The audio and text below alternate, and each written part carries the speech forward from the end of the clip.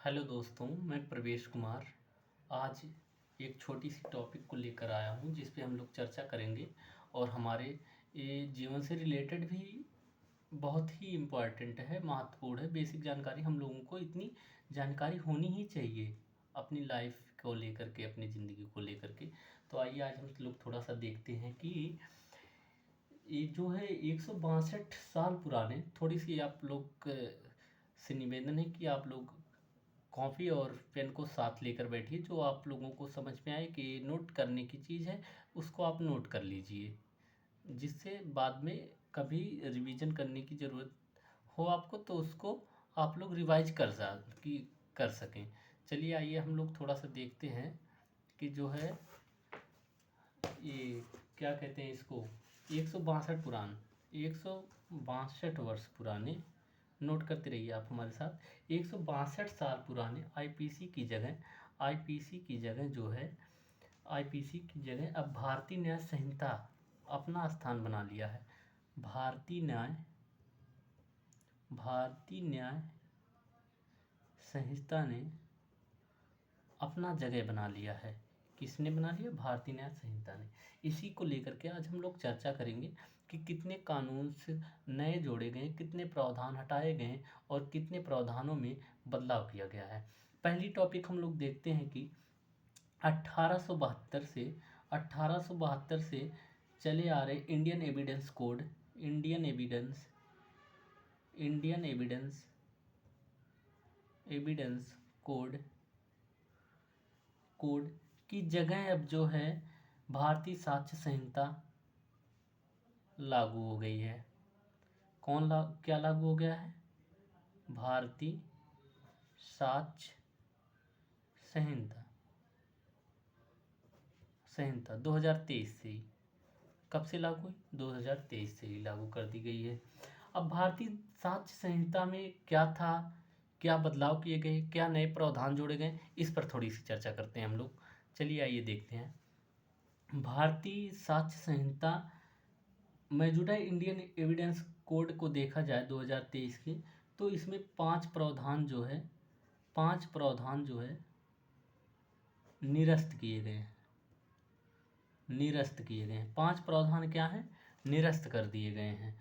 और 23 प्रावधान ऐसे हैं जिसमें बदलाव किया गया है। 23 प्रावधान ऐसे हैं जिसमें बदलाव किया गया है और इसी में एक प्रावधान है जो नया ऐड किया गया है, नया जोड़ा गया है। एक प्रावधान नया जोड़ा गया है। 5 प्रावधान में निरस्त किया गया, 23 प्रावधान में बदलाव किया गया। 5 प्रावधान निरस्त किए गए, 23 प्रावधान बदलाव किए गए और एक नया प्रावधान को ऐड किया गया है। इतना बात हमारे भारतीय साक्ष्य संहिता इंडियन एविडेंस कोड के बदले जो लागू हुई है उसमें किया गया है। पहली बात हो गई। और अगर कोई पूछता है या फिर आप लोगों को पता होना चाहिए भारतीय साक्ष्य संहिता में कितनी धाराएं हैं, तो धाराओं को देखा जाए तो अभी तक टोटल इसमें 170 धाराएं हैं। कितनी धाराएं हैं? 170 धाराएं हैं। अभी तक इसमें 170 धाराएं हैं। इसको आप लोग एक नोट डाउन कर सकते हैं या फिर अपना जो है रिवीजन करने के लिए बाद में, हमको लगता है नोट डाउन ही कर लीजिए। दूसरी चर्चा हम लोग करते हैं सीआरपीसी की। सीआरपीसी, अब देखिए सीआरपीसी क्या है। सीआरपीसी 1898 से जो है 1898 में ये बनाई गई थी। 1898 में बनी हुई थी। 1898 से ये अब तक जो है आ रही थी, सीआरपीसी काम कर रही थी हमारी कानून व्यवस्था में। अब क्या हुआ कि इसको बदल करके भारतीय नागरिक सुरक्षा संहिता लागू कर दिया गया। इसको सीआरपीसी के दर पे क्या कर दिया गया है? भारतीय नागरिक सुरक्षा संहिता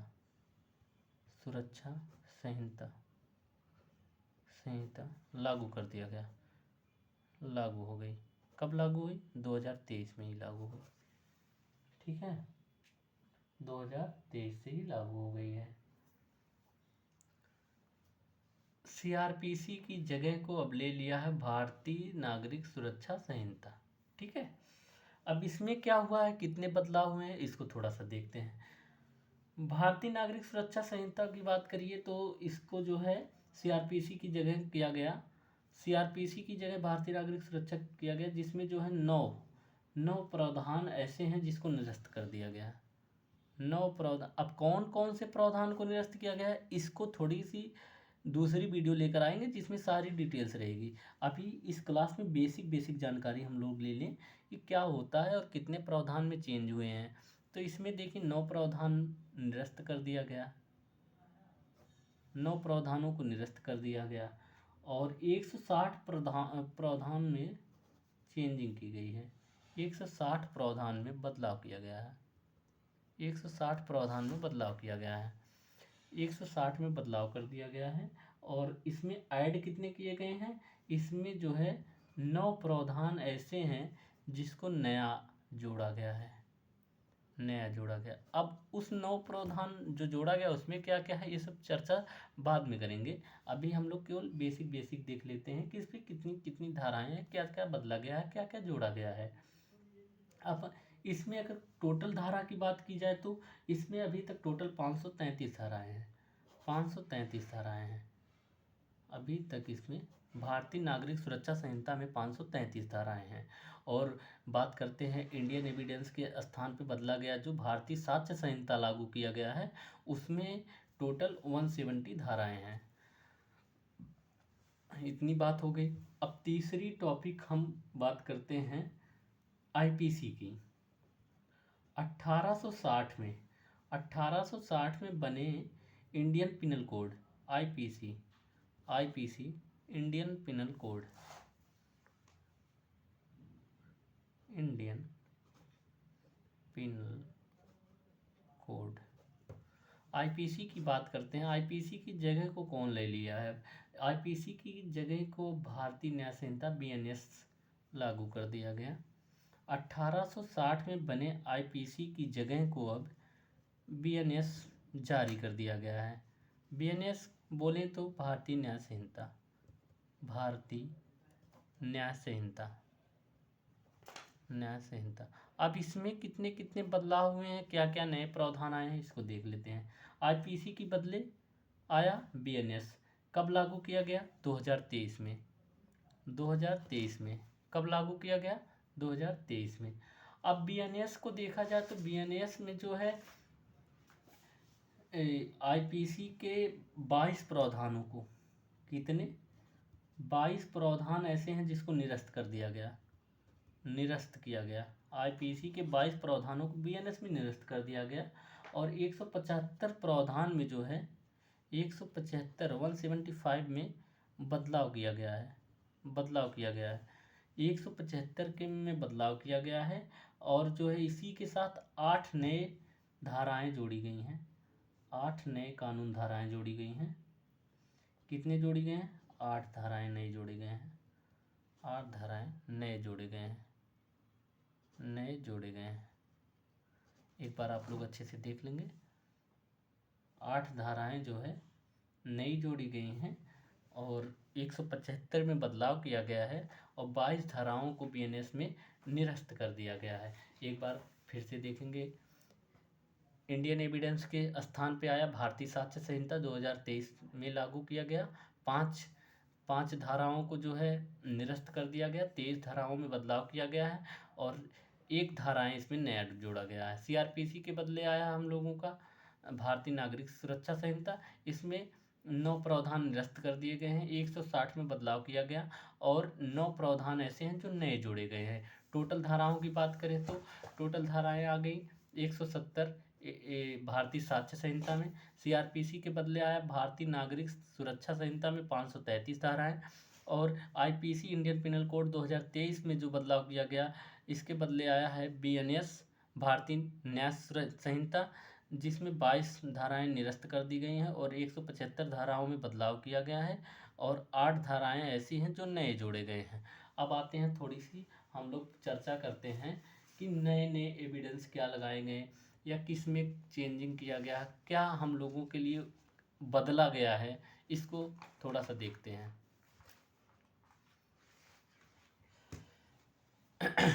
कहा गया कि पुलिस को दिया गया बयान कोर्ट में मान्य नहीं होगा।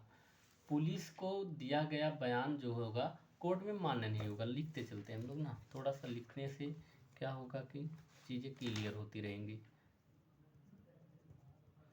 पुलिस को या पुलिस के सामने दिया गया बयान मान्य नहीं होगा, कोर्ट में मान्य नहीं होगा, कोर्ट में मान्य नहीं होगा, मान्य नहीं होगा। क्या हुआ कि सेक्शन 23 के मुताबिक देखा जाए तो पुलिस अधिकारी के सामने किया गया बयान या दिया गया बयान इंडियन एविडेंस एक्ट सेक्शन 25, 26, 27 को मिला करके जो है एक नया BSA सेक्शन तैयार किया गया, जिसमें कहा गया कि पुलिस के सामने दिया गया बयान जो भी कुछ होगा वो कोर्ट में मान्य नहीं होगा। इंडियन एविडेंस एक्ट में क्या था कि वो जो है सेक्शन इंडियन एविडेंस में इससे पहले आ रहे इंडियन एविडेंस में एक्ट 25, 26 और 27 तीन एक्टों को जोड़ करके एक BSA तैयार किया गया, नया सेक्शन बनाया गया। BSA क्या बनाया गया है? नया सेक्शन बनाया गया है BSA, जिसमें कहा गया है कि पुलिस के सामने यदि कोई भी आप बयान करते हैं वो जो है कोर्ट में मान्य नहीं होगा, आखिर कोर्ट में आपको साबित ही करना पड़ेगा। अभी आप क्या है कि पुलिस आपको अरेस्ट करके ले गई और आप डर की वजह से कोई भी बयान कर दिए कि मारना पड़े हमको, तो वो जो है आप बचने के लिए जो भी कुछ बयान करते हैं तो आप उस समय जो है कोर्ट में जब जाएंगे तो कोर्ट में उसको मान्य नहीं किया जाएगा, आप अपना बयान चेंज कर सकते हैं, इसमें कोई प्रॉब्लम्स नहीं होंगी। दूसरी टॉपिक क्या कही गई कि प्राइमरी एविडेंस का दायरा बढ़ा दिया गया। प्राइमरी एविडेंस अब देख लीजिए, प्राइमरी जो है एविडेंस का दायरा बढ़ाया गया। प्राइमरी एविडेंस लिखते चलिए आप लोग, एविडेंस का दायरा बढ़ा। इसमें क्या है, सेक्शन 52 में प्राइमरी एविडेंस को डिफाइन किया गया था। सेक्शन 52 में जो है प्राइमरी एविडेंस को डिफाइन किया गया था और इसमें ये था कि डिजिटल रिकॉर्ड्स और वीडियो रिकॉर्डिंग्स, डिजिटल रिकॉर्ड्स और वीडियो रिकॉर्डिंग्स को प्राइमरी एविडेंस माना जाता था, प्राइमरी एविडेंस माना जाएगा। ऐसा कहा गया है कि सेक्शन 52 में ऐसा कहा गया डिजिटल रिकॉर्ड्स और प्राइमरी एविडेंस वीडियो रिकॉर्डिंग्स को प्राइमरी एविडेंस माना जाएगा। और एक बात कही गई है, लेकिन उसमें किसी प्रकार की जो है छेड़खानी ना की गई हो, उस वीडियो रिकॉर्डिंग्स को छेड़ा ना गया हो, उसी को प्राइमरी एविडेंस माना जाएगा, ऐसा कहा गया है। और दो हम लोग पढ़े, पुलिस को बयान दिया गया कोर्ट में मान्य नहीं होगा, और दूसरा प्राइमरी एविडेंस पढ़ लिए हैं। अब तीसरी बात हम लोग करते हैं कि जो है एक चर्चा की गई थी, महिलाओं बच्चों पर अपराध की जांच केवल 2 महीने में निपटारा किया जाए। महिला जो है, महिला और बच्चों पर, महिला और बच्चों पर अपराध की जांच 2 महीनों में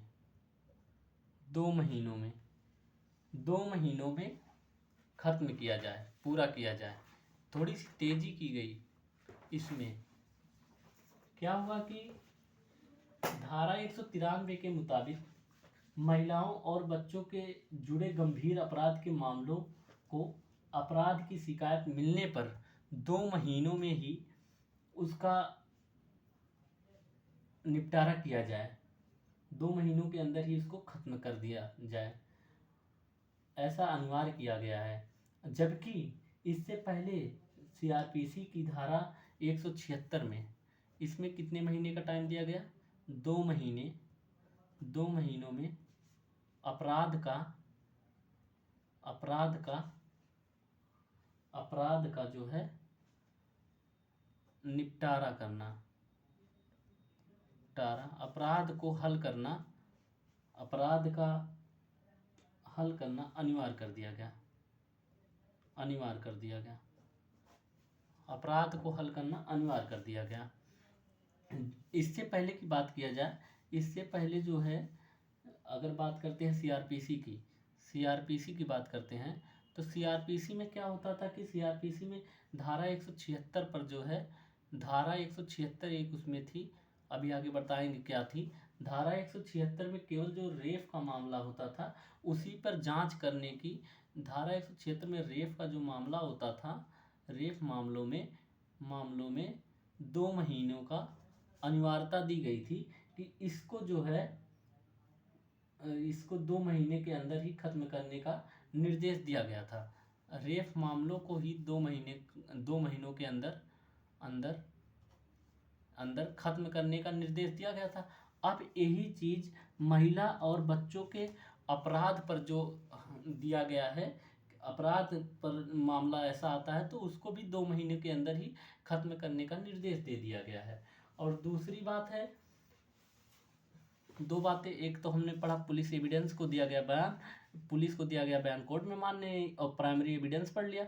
उसके बाद तीसरा पढ़ा महिलाओं और बच्चों पर अपराध, और चौथी बात कर लेते हैं हम लोग, अरेस्ट होने पर जानकारी देने का प्रावधान दिया गया। यदि आपको पुलिस अरेस्ट करती है, पहले लिख रहे हैं अरेस्ट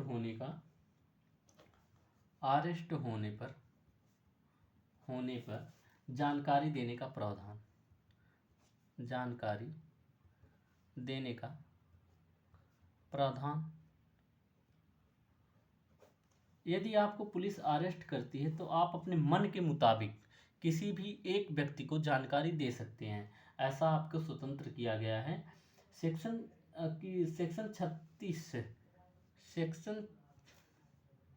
36 के मुताबिक यदि व्यक्ति को अरेस्ट होने के बाद अपनी इच्छा के अनुसार किसी एक व्यक्ति को अरेस्ट की जानकारी देने का अधिकार दिया गया है। इसमें जो है किसी एक व्यक्ति को अपनी इच्छा के अनुसार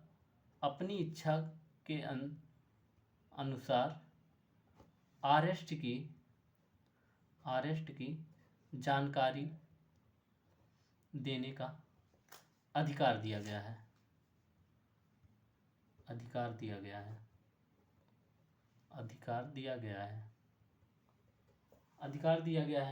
इससे क्या होगा कि इससे जो है व्यक्ति की थोड़ी सी मदद, जो अरेस्ट व्यक्ति रहेगा उसकी तो मदद हो सकेगी, अरेस्ट व्यक्ति की मदद हो सकेगी। मदद के साथ साथ जो है कानूनी रूप में जो है तेजी भी तो आएगी। अगर कानूनी प्रक्रिया में उसको जो है तेजी तो मिलेगी, अरेस्ट की जानकारी उसको मिल गई, अब वो अपना वकील करेगा, जो भी जैसा भी है वो अपना जल्दी से जल्दी छुड़वाने का प्रयास करेगा। तो इससे क्या होगा, कानूनी प्रक्रिया में तेजी आएगी, कानूनी प्रक्रिया में तेजी होगी। अब देखिए चौथा नंबर भी हम लोगों ने पढ़ लिया, अरेस्ट होने पर जानकारी देने का प्रावधान किया गया और इससे कानूनी प्रक्रिया में तेजी आएगी। अब दो जानकारी और पढ़ते हैं हम लोग, 2 जानकारी पढ़ते हैं, अच्छी जानकारी है। पहले देख लेते हैं कि हम लोगों का जो केस फाइल किया जाता है, जो जैसे भी कोई केस मुकदमा दर्ज होता है तो उसकी जानकारी अब हम लोगों को फ़ोन के मैसेज के माध्यम से हम लोगों तक पहुंच सकेगी, ऐसा प्रावधान किया गया है। अर्थात लिखते हैं हम लोग लिखते हैं थोड़ा सा, फ़ोन पर मिलेगी केस की जानकारी, डाल देते हैं टॉपिक, फ़ोन पर मिलेगी केस की जानकारी,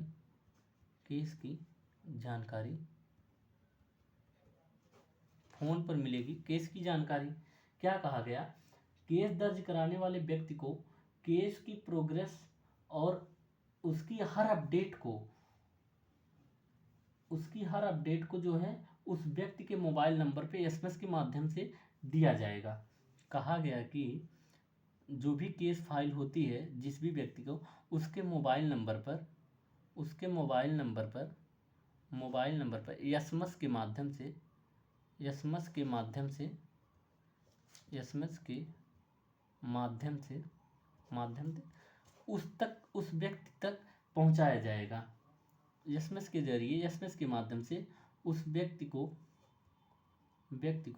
सूचित किया जाएगा। आई मीन उस व्यक्ति तक पहुंचाया जाएगा। और इसमें पहले क्या था कि धारा 193 के मुताबिक केस में हो रही हर अपडेट 90 दिन के अंदर फरियादी को बतानी होगी। सीआरपीसी में जो अगर बात करते हैं तो सीआरपीसी में ऐसी सुविधा नहीं थी, जो कि इसमें लागू की गई।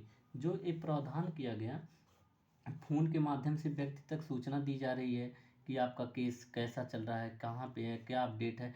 सारी अपडेट आपको मैसेज के माध्यम से मिल जा रही है घर बैठे। और क्या है, 90 दिनों इसमें एक धारा लिख लीजिए, धारा 193 के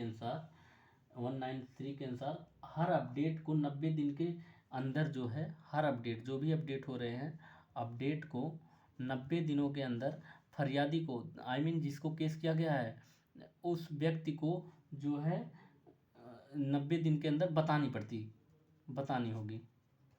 सारी सूचनाएं उसको मैसेज के माध्यम से भी मिल रही हैं, ऐसे भी 90 दिन के अंदर उसको बताया जा रहा है।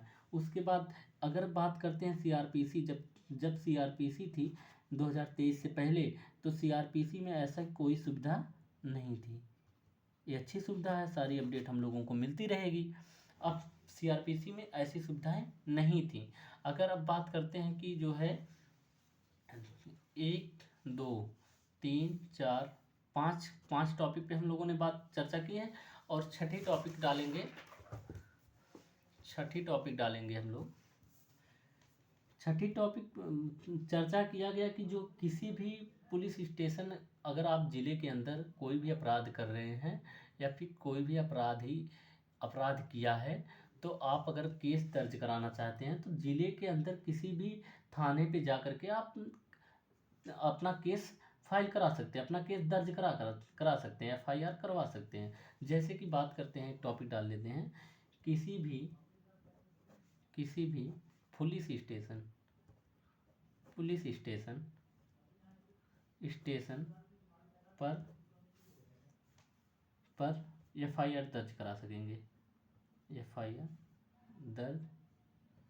दर्ज किया जा सकता है। ऐसा प्रावधान किया गया है कि ज़िले के अंदर अगर किसी भी स्टेशन, आपको जैसे कि आपका कोई भी थाना पड़ रहा है, आप उस पर ना जाकर के किसी ज़िले के अंदर किसी अलग थाने पे जो है एफआईआर कराना चाहते हैं, तो इसकी अनुमति दे दी गई है आपको, आप करवा सकते हैं। जैसे कहा गया, सेक्शन जो है 173 में ही शायद ये बातें की गई है, 173 में ही धारा 173 में ऐसा प्रावधान किया गया, एफआईआर का ऐसा प्रावधान दिया गया है, ऐसा प्रावधान दिया गया है कि जो है एफआईआर की घटना किसी भी थाना क्षेत्र की हो और उस एफआईआर को किसी ज़िले के किसी थाने में कराई जा सकती है। एफआईआर की घटना जो है, घटना किसी भी थाना क्षेत्र की हो, किसी भी घटना जो है किसी भी थाना क्षेत्र की हो, ज़िले के अंदर किसी भी थाने में एफआईआर कराया जा सकता है,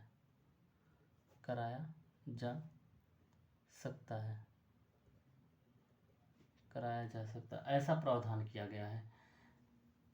पहले क्या था कि पहले आप जब किसी भी थाने पे जाते थे या फिर आप एफआईआर करवाने के लिए, तो पुलिस वाले जो है, कई बार होता था कि पुलिस फरियादी को जो है थाना क्षेत्र का हवाला दे करके वापस भेज देती थी। लेकिन अब ऐसा कुछ नहीं होना है। अब जो है, आप ज़िले के अंदर हैं, उस ज़िले में किसी भी थाने का मैटर हो, किसी भी थाने की घटना हो, आप किसी भी थाने पर जा कर के ज़िले के अंदर भी किसी भी थाने पे आप एफआईआर दर्ज करा सकते हैं। इसमें ऐसा कहा गया।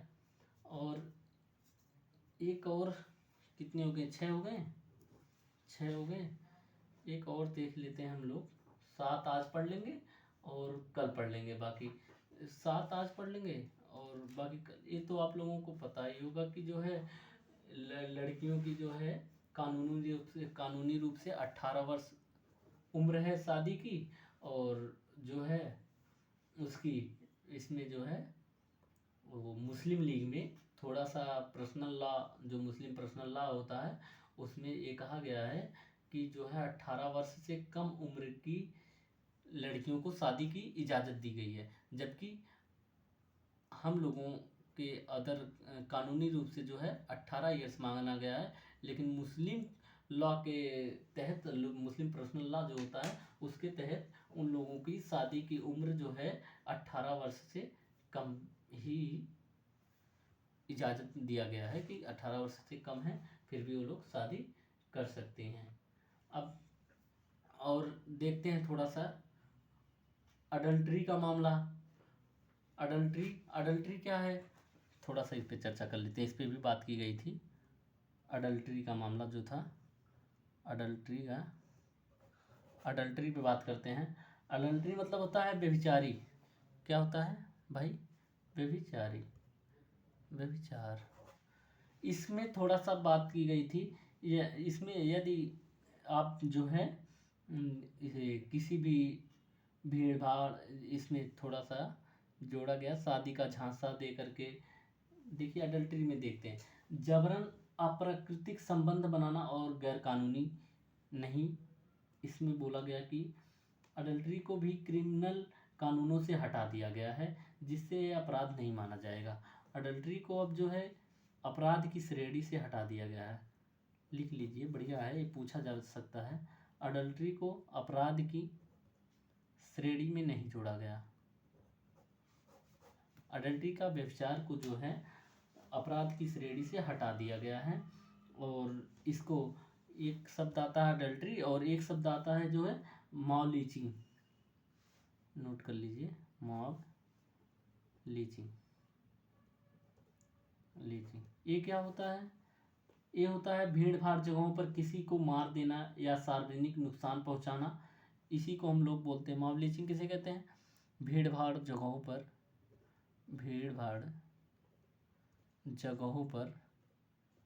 किसी को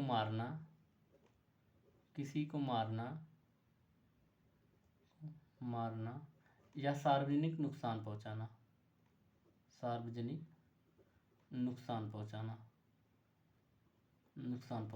ही मॉब लीचिंग कहलाता है। इसको जो है मॉब लीचिंग के लिए इसका जो है अलग कानून बना दिया गया। इसके लिए अलग से कानून बना दिया गया। ठीक है, इसके लिए एक अलग से कानून बना दिया गया। अब थोड़ी सी चर्चा करते हैं, कुछ धाराएं को आज लिख लेते हैं, कुछ बाद में लिख लेंगे। लिखते हैं कौन सा बदलाव, कौन सी धाराएं कितनी बदली गई कितनी नहीं। इसको कम से कम 5-6 धाराएं, 5 धाराएं लिख लेंगे। जैसे कि एक तरफ डाल लीजिए आईपीसी धारा। आईपीसी को चेंज करके बीएनएस में बदला गया, उसकी धाराएं कितनी हैं इसको डाल लेते हैं। अब देखिए हम लोग मर्डर केस देखते हैं। मर्डर केस का जो पहले वो था, मर्डर केस को हम लोग धारा 302 में पढ़ते थे। इसकी जो है आईपीसी की धारा 302 के तहत जो है दर्ज किया जाता था। अब यही बदल करके बीएनएस की धारा 101 हो गई है, 101 हो गई है। और धोखाधड़ी का देख लेते हैं तो धोखाधड़ी में बदलाव किया गया। धोखाधड़ी की 420 थी, 420 ठगी, धोखाधड़ी, ये सब मामला जो है 420 आईपीसी की धारा में दर्ज होता था, आईपीसी की धारा 420 में। अब इसको जो बदल करके 318 कर दिया गया है। बीएनएस की धारा 318 के तहत रख दिया गया है। धोखाधड़ी हो गया। रेप का मामला देख लेते हैं। रेप का मामला जो है 375 में हम लोग दर्ज करवाते थे, आईपीसी की धारा 375 में था, अब इसको बदल करके बीएनएस की धारा 63 में कर दिया गया है। बीएनएस की धारा 63 के तहत हो गया है। और गैंग रेप की बात कर लें तो गैंग रेप की मामला 376D में था। 376D आईपीसी की धारा 376D में था। अब इसको जो है चेंज करके कर दिया गया है बीएनएस की धारा 70 में। बीएनएस की धारा 70 में कर दिया गया है। और इसमें जो है किडनैपिंग का देख लिया जाए तो किडनैपिंग का मैटर था पहले। किडनैपिंग का जो भी मामला दर्ज होता था पहले 359 359 आईपीसी की धारा में दर्ज किया जाता था। इसको बदल करके किया गया 137 में 137 में बीएनएस की धारा 137 में रख दिया गया। बस आज 1 2 3 4 5 धाराओं का चेंज देख लिए हैं, बाकी कल देखते हैं। धन्यवाद।